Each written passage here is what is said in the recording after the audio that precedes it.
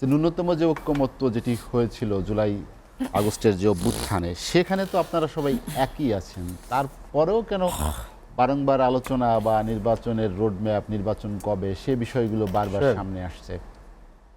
আপনি মূল জায়গা থেকে আপনি মূল জায়গা রেখে আপনি বাই প্রোডাক্ট জিনিসপত্র লইয়ে আলোচনা, মানে মূল জায়গায় কি নির্বাচন?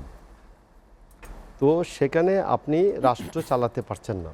জি, প্রথম কথা হচ্ছে আপনি আজ পর্যন্ত আপনার অগ্রাধিকার কি এইটা আপনি ফিক্স আপ করতে পারেন নাই। অগ্রাধিকারটা কি 1, 2, 3, 4, 5, সে ধরুন আমি একটা ছোট্ট অগ্রাধিকারের কথা বলি যে এটা 1 মিনিটে সমাধান হয়ে যাবে। মানে আপনি তো কাজ কমায় ফেলবেন। আমরা পরীক্ষা দিতাম ছোটোবেলা, স্যাররা শিখাই দিত যা কমন পড়ে তাড়াতাড়ি সেগুলো। এটা আগে সমাধান করে ফেলবা, আর যেগুলো নিয়ে চিন্তা করতে হবে এটা পরে ধরবা। আমি ধরুন অস্ত্র লুটের টাইম বললাম, এটা কেউ অমত করতো, কেউ অমত করতো না। আপনি দেখুন যে এই গতকাল কিনা পরশু দিন প্রধান উপদেষ্টা বলছেন যে পাসপোর্টের জন্য ডিসিদের মিটিং আজই বলছেন তিনি সকালে। আজকে পাসপোর্টের জন্য আর পুলিশ ভেরিফিকেশন প্রয়োজন হবে না। কথাটা শুনেন, আমি আপনার এখানে আরও 3 মাস আগে প্রায় বলছি যে নাম ধরে উমুক উমুক নাম, পাসপোর্টের জন্য এই আন্দোলনের সময় বিভিন্ন ছেলেদের নামে যাদের মামলা হচ্ছে, এদের বিদেশের কাগজপত্র আসছে, শুনে পুলিশ 1 লক্ষ থেকে 50,000 টাকা নিয়েছে পুলিশ ভেরিফিকেশনের জন্য। তো এইটা করতে কতক্ষণ লাগে? এটা একটা এক্সিকিউটিভ অর্ডার, দরকার নাই। নাম্বার 2 দেখেন, আপনি দেখবেন যে 2011 সালে শাকাওয়াত, ব্রিগেডিয়ার শাকাওয়াত নাম দিয়ে টান দিলে দেখবেন 2011 সালে শাকাওয়াতের একটা লেখা আছে। সেই লেখাতে উনি লিখেছেন যে $81 মিলিয়ন খরচ করে অশেষ পরিশ্রমের মাধ্যমে আমাদের তরুণ তরুণী সেনাবাহিনী এরা সবাই মিলে এই ভোটার তালিকার ডাটা বেস করে। $81 মিলিয়ন 2007-08-এ $81 মিলিয়ন বাংলাদেশের বাজেটও ছিল না। তো আপনি দেখুন যে এইটাকে হাসিনা কি শেষ দিকে একটা করে গেল যে এটা আমাদের ভোটার এনআইডি এটা স্বরাষ্ট্র মন্ত্রণালয়ের সুরক্ষা সেবা বিভাগকে দিয়ে দেওয়া হলো।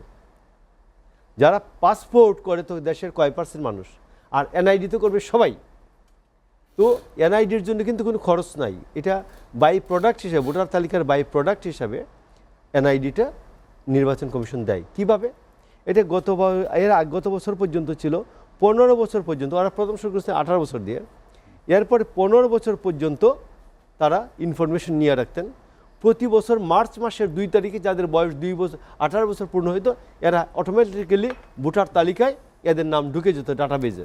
কথাটা দেখেন, আজকে একটা রাজনৈতিক দলের নেতা বিশাল সাক্ষাৎকার দিয়েছেন যে আমাদের তরুণ প্রজন্ম এদের ভোটার তালিকা যারা নতুন হয়েছে এদের নাম অন্তর্ভুক্ত করা হয় নাই। এটা একটা বিদেশে যারা আছে এদের ভোটার তালিকা কনফার্ম, এদের ভোট দেওয়ার ব্যবস্থা করা হয় নাই। এরা আমাদের মাটির অংশ, আমাদের জাতির অংশ, এর আগে পর্যন্ত ভোট করা যাবে না।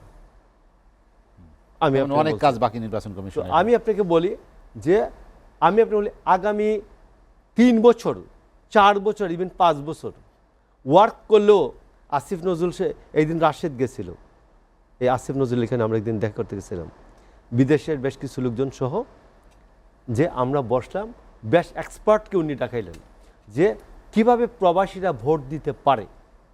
প্রবাসীদের ভোট দেওয়ার জন্য একটা বিশাল কর্মযজ্ঞের ব্যাপার, এটা বিশাল কারিগরি প্রশ্ন। এটা তো আপনি আকাটা বাসে ধরে, সিলেটি একটা প্রবাদ, বাস না কেটে টানেন, আপনি এটা উঠাইয়ে নিয়ে আসবেন।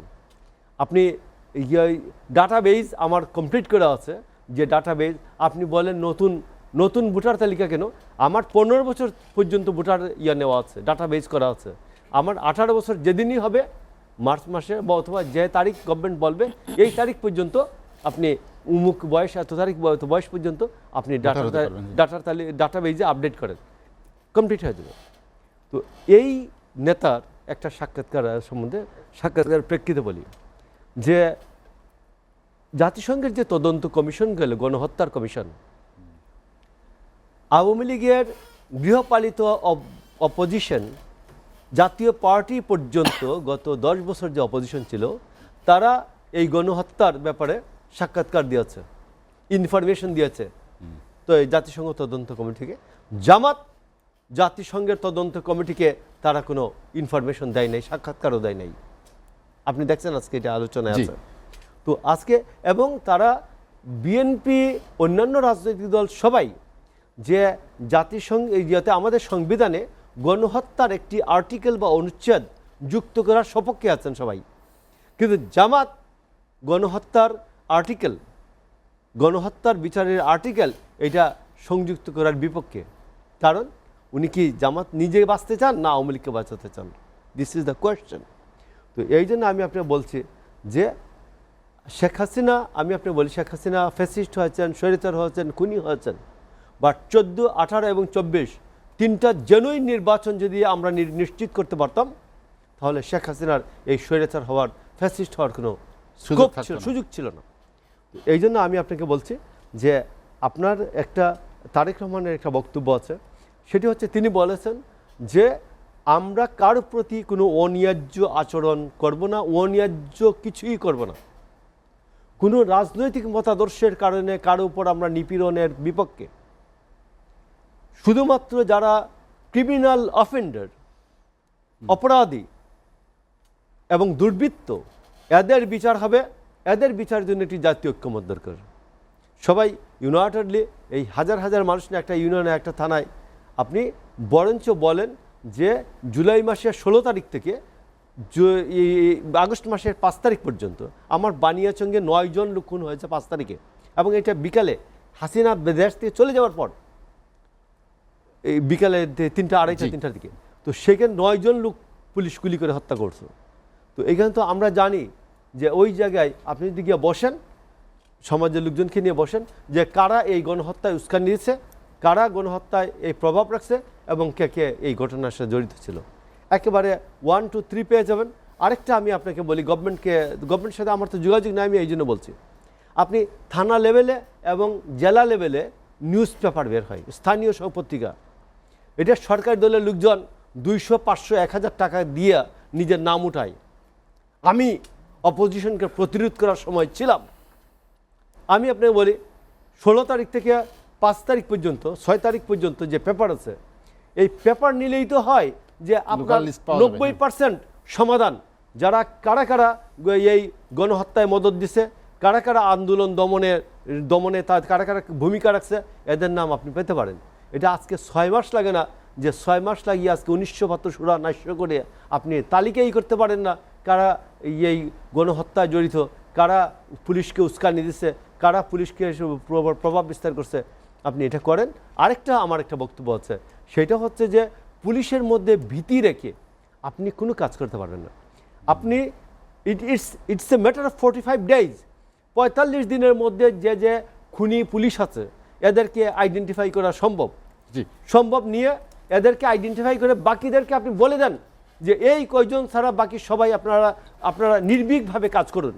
নতুন রাজনৈতিক দল নিয়ে কথা হচ্ছিল, জাতীয় নাগরিক কমিটি, বসুন্ধরা আন্দোলন, তারা নতুন রাজনৈতিক দল সম্পর্কে আমাদের তারেক রহমান খুব স্পষ্ট করে বলেছেন যে নতুন রাজনৈতিক দল আসলে আমরা স্বাগত জানাবো, কিন্তু সরকারি পৃষ্ঠপোষকতা যদি থাকে এটার সাথে, তাহলে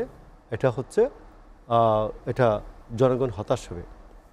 আমাদের মহাসচিব একটু ভিন্ন বলেছেন, এবং আমি মনে করি যে যদি নতুন রাজনৈতিক দল সরকারি পৃষ্ঠপোষকতায় আসে, সেইটাকে ডক্টর ইউনূস একটা বক্তব্য রেখেছেন যেটা অত্যন্ত আপত্তিকর। তিনি কয়েকদিন আগে বলেছেন যে ছাত্ররা রক্ত দিয়ে যে অর্জন করেছে গণ অভ্যুত্থানের মাধ্যমে, এই অর্জনকে তাদেরকেই ধরে রাখতে হবে। পুরাতনরা আসলে আবার পুরাতনদের মতোই চলবে। আপনি তো পুরাতন বর্গের লোক, সরেন। আপনি এসে একটা দল করেন। 2008-এ রাজনৈতিক দল করতে গেছিলেন না? খাতির করে বলি হচ্ছে কুরেশির কথা, উনি ছিলেন অরিজিনালি কিংস পার্টি, যেটার নাম ছিল বাংলাদেশ নাগরিক শক্তি, বিনাশ। এটা হালে পানি পাই নাই। এরপরে গিয়ে উনি ফখরুদ্দিন আর মঈনুদ্দিন চট্টগ্রামের পতেঙ্গাতে পিকনিক করেছেন এবং সেইখানে ফাইনাল করেছিলেন যে বিএনপিকে কীভাবে ক্ষমতা আসতে দিবেন না। তো এই জন্য বিএনপিকে যে হতাশ দেখেন, অফলাইনে আমি অনেকে শুনি যে বলেন যে বিএনপি হতাশ না, তো বিএনপি হতাশ না। বিএনপি তো মনে করে আগামীকালকে এই গভর্নমেন্টের বিভিন্ন ব্যর্থতা নিয়ে 64 জেলায় আগামী টানা 64 দিন 64টা জেলায় হরতাল দেবে একদিন করে। থামান, আসেন দেখি আর্মির, বিডিআর আর পুলিশের অস্ত্র নিয়ে। আপনাদের কর্মসূচি চলছে, সমাবেশ আমি আপনাকে বলছি, আমরা সমাবেশ করছি, আমরা জনগণকে সচেতন করছি যে ডক্টর ইউনূসের গভর্নমেন্টের বিরুদ্ধে একটি কথাও কেউ উস্কানিমূলক বলেন না। কিন্তু এর অর্থ এই না আপনি সীমা অতিক্রম করলে বলবে না, তা তো না। সীমা অতিক্রম করলে অবশ্যই বলবে। আলোচনা শেষ করব, আরেকটা আমি শেষ কথা বলি, এই সরকার সংস্কার টস্কার কিচ্ছু চায় না, কোনো সংস্কার চায় না। আমি সংস্কার যদি চাইতো আমি অন্তত 10টা সংস্কার বলি, এটা 10 মিনিট করে 10 দিন, প্রথম 10 দিনে করা সম্ভব। তো সে চায় সময়, সে চায় সময়। তার কিছু স্বপ্ন আছে, অব্যক্ত স্বপ্ন আছে, ইমপ্লাইড কন্ডিশন, ইমপ্লাইড স্বপ্ন আছে, যেটা অব্যক্ত স্বপ্ন, এই ড্রিম আছে। আমি আপনাকে একটা শব্দ শেষ করি, আমরা নির্বাচন চাই for that reason we have dream, we have program for the people, in that case we want election.